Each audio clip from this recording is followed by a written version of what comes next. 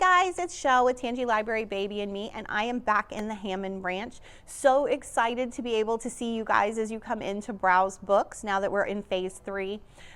So today we're going to be doing banned books, and what a banned book is a book that for one reason or another somebody thought that we shouldn't read, that it wasn't a good book to read. But all books are good to read. And so at the library, we want to kind of showcase that. We want to talk about books that maybe other people thought were bad books and show you that books aren't bad.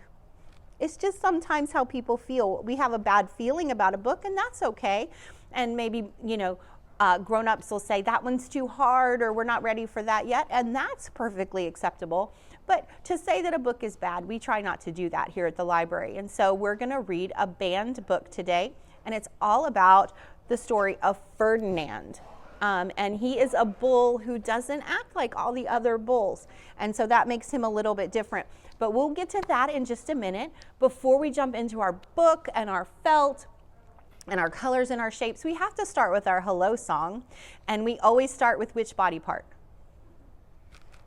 With this. Our nose, that's right. So we're gonna touch our nose just like always. And then because with our sign language, a lot of times Shell will tell you which fingers to use when we do something, we're gonna kind of start looking at some of our fingers. And so I'm gonna ask you to put your thumbs up today. Now your thumb is your one that sticks kind of out to the side. You can make L's with it. You can make a box with it if you have your thumbs. It's the big chubby guy, and he's the shortest one. He's the shortest one, so he's easy to miss, but he's very, very important because it's what lets us grab things. If we didn't have a thumb, it would be harder to pick everything up because we would just have to do it like that, or maybe we'd have to scissor grab everything and it wouldn't work as well. So we're really glad we have our thumbs. So we're gonna put our thumbs up, and then the thing I'm gonna ask you to look for and just find is your elbow. Do you know where your elbow is? That's kind of a weird one, but it's this pointy thing right on the end. If you bend your arm and you show your muscle, Shell does not have muscles, she just has cookie arms. But if you were to show your muscles, because you guys are super strong, your elbow would stick out. So I just want you to find that, and you can hold it, or you can tap it, or you can wiggle it around, whatever you want, just as long as you find your elbow. And then the very last thing we do is what? We boop our belly. So where's your belly button? Find that so you'll be ready. Okay, here we go. Well, hello everybody, can you touch your nose? Touch your nose, touch your nose. Well, hello everybody, can you touch your nose? Touch your nose. Well, hello everybody, can you stick up your thumb? Stick up your thumb, stick up your thumb. Well, hello everybody, can you wiggle your thumbs? Can you do something different? Wiggle your thumbs. Well, hello everybody, can you find your elbow? Find your elbow, find your elbow. Well, hello everybody, can you find your elbow? Find your elbow. All right, last one, find your belly button. Well, hello everybody, can you boop your belly? Boop your belly. Boop your belly. Well, hello everybody, can you boop your belly? Boop your belly. Good job. I cannot wait to see you guys live and booping bellies in person, as strange as that sounds. I will love to not be here all by myself booping my belly. We can do all different things when you guys are here, and it's coming soon. So our shape today, does anybody remember? We did it last week for our pirate treasure. Our gold doubloons is a circle. And the sign language for that, you just put your pointer fingers, not your thumb, but the next one, put your pointer fingers together and you just make a circle shape. Circle. Shell's probably looked a little bit like a heart, but circle. Okay, and it's just a shape of a ball or a shape of the sun, which is in our weather today that we're going to talk about with our flowers. And what's our color? Can you remember that one? It's the same color as the sun too, or the same color as our pirate treasure. What do you think? What color is that? A banana is this color? It's yellow. And for yellow, you're going to use your thumb that we talked about today, and then your other one is your baby finger or your pinky, You're going to stick those out and you just wiggle them, just like that. And you actually are going to use this same hand motion today because our other word that we're learning is bull, for Ferdinand the bull. And you just take your pinky and your thumb in this motion and you put it up to your forehead. Bull, bull. Other way, Shell, silly girl.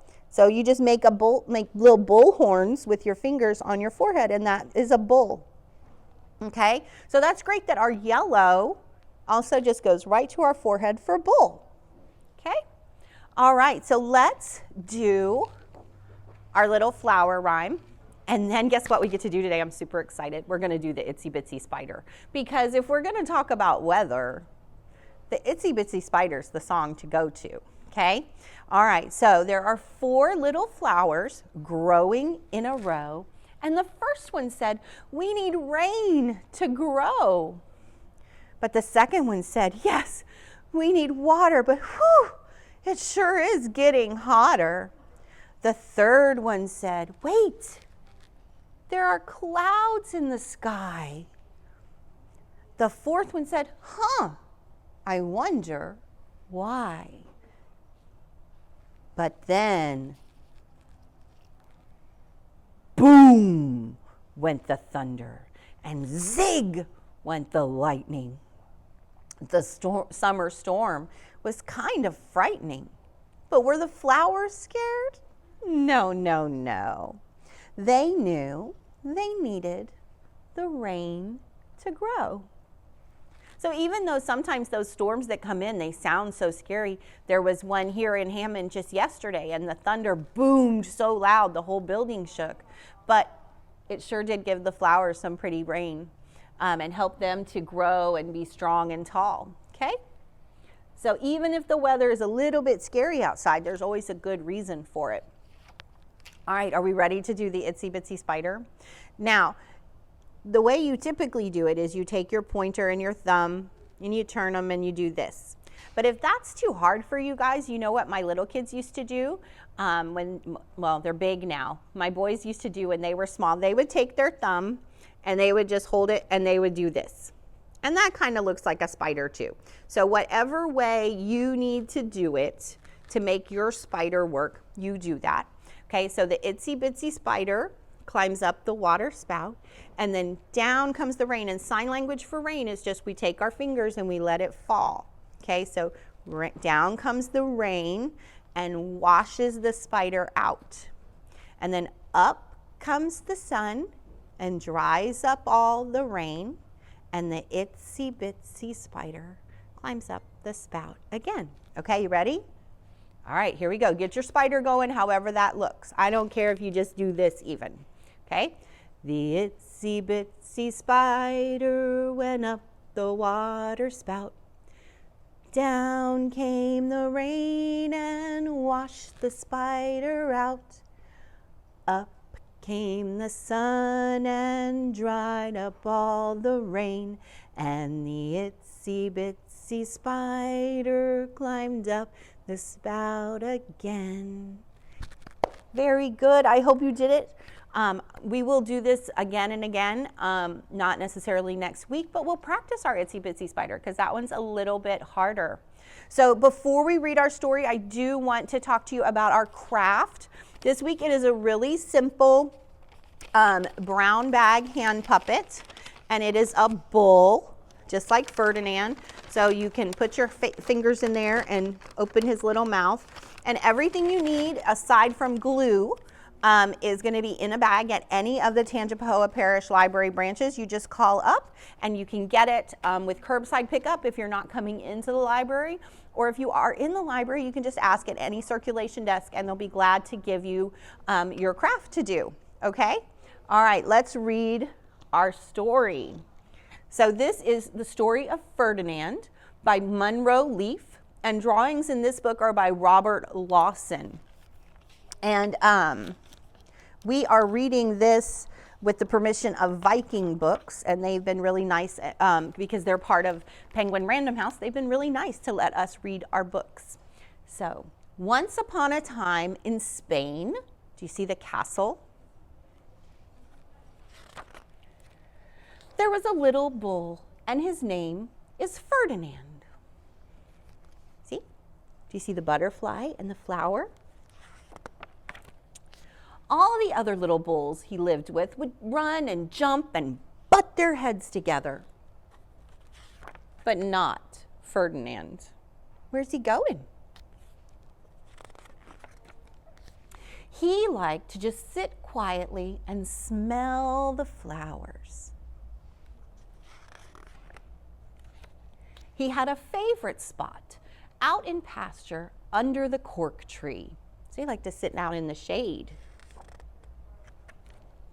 It was his favorite tree, and he would sit in the shade all day and smell the flowers. Sometimes his mother, who was a cow, would worry about him. She was afraid that he would be lonesome or lonely all by himself. "Why don't you run and play with the other bulls and skip and butt your head?" she would say. But Ferdinand would shake his head. "I like it better here, where I can just sit quietly and smell the flowers." His mother saw that he was not lonesome, and because she was an understanding mother, even though she was a cow, she just let him sit there and be happy. That was nice, right? Let him do what he likes. As the years went by, Ferdinand grew and grew until he was very big and very strong. Do you see on the tree? I bet some of you have these where your mom puts you up against a wall or something and measures you. Well, this is the tree that shows how big Ferdinand has gotten. All the other bulls who had grown up with him in the same pasture would fight each other all day. They would butt each other and stick each other with their horns. What they wanted, most of all, was to be picked to fight at the bullfights in Madrid. Look at them all looking at the poster like, "Oh, that would be so fun." But not Ferdinand. He still liked to sit quietly under the cork tree and smell the flowers. One day, 5 men came in very funny hats to pick the roughest bull to fight in the bullfights in Madrid. All of the other bulls ran around snorting and butting and leaping and jumping so that the men would think that they were very, very strong and fierce and pick them. Ferdinand knew that they wouldn't pick him, and he didn't care, so he went out to his favorite cork tree and sat down. He didn't look where he was sitting, and instead of sitting in the nice, cool grass in the shade, he sat on a bumblebee. Uh-oh. What do you think the bee did? Well, if you were a bumblebee and a bull sat on you, what would you do? You would sting him. And that is just what the bee did to Ferdinand. Look at Ferdinand's face, because a bee has just stung him in his bottom. He said, with big eyes. Wow, did it hurt? Ferdinand jumped up with a snort. He ran around puffing and snorting and butting and pawing the ground as if he were crazy. The 5 men saw him, and they all shouted with joy. Here was the largest and fiercest bull of all, just the one for the fights in Madrid. But look, Ferdinand's just like, "Ow, my bottom!" He's not trying to be fierce and mean. He just knows his bottom hurts. So they took him away for the bullfight day in a cart. See, there's Ferdinand in a cart. And all of the horses and donkeys that have to pull him because he's so heavy. What a day it was. Flags were flying, bands were playing. All the lovely ladies had flowers in their hair. What do you think Ferdinand's gonna like?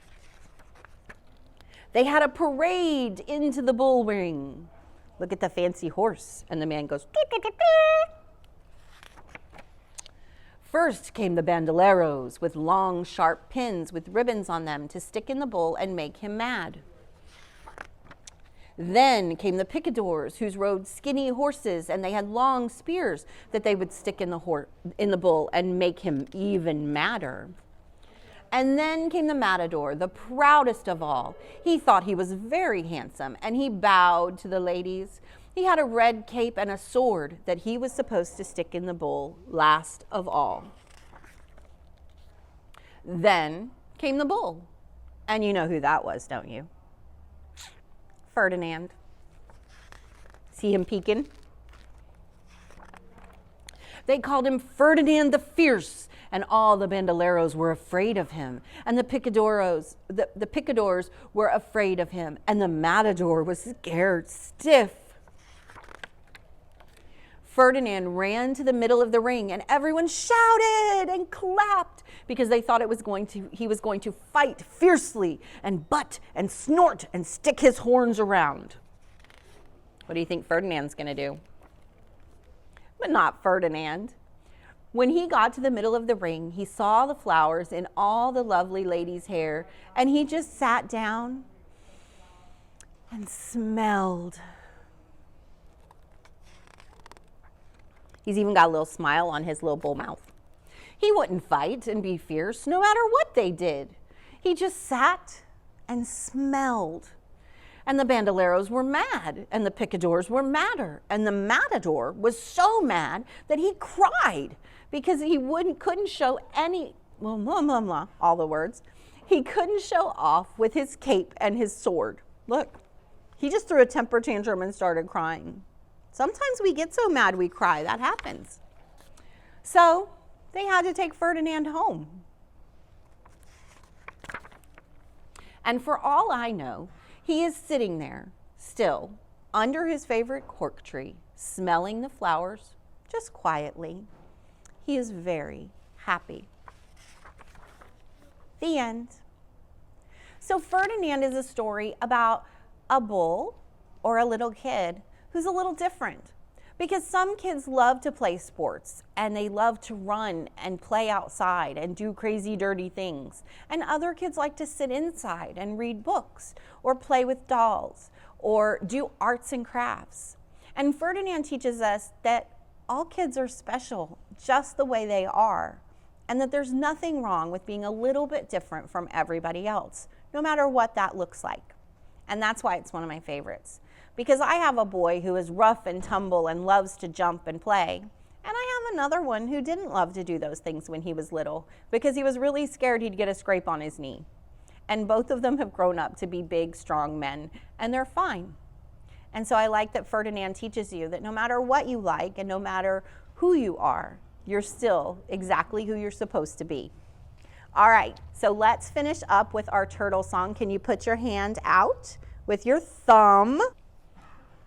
Okay, so you're going to put your hand up just like this with your thumb, which we did today in our hello song, and you're going to cover it up so you have your shell, and that's our turtle. And then he is going to go in the bathtub and have a swim. Okay, he's going to drink, so you just take, like you're drinking out of a cup, some water, and water is you take your 3 fingers and you touch your chin, and he's going to eat a bar of soap, but he's going to get a bubble in his throat, okay? And then we'll do our bubble, bubble, bubble, pop, okay? Here we are. My mommy had a turtle, she named him Tiny Tim. She put him in the bathtub to see if he could swim. He drank up all the water, he ate up all the soap, and now he's home, sick in bed, with a bubble in his throat. Okay, you ready? Bubble, bubble, bubble, bubble, bubble, bubble, bubble, bubble, bubble, bubble, bubble, pop. Very good. I miss you. I love you. I'll see you soon. Mwah! Come back next week for another story time.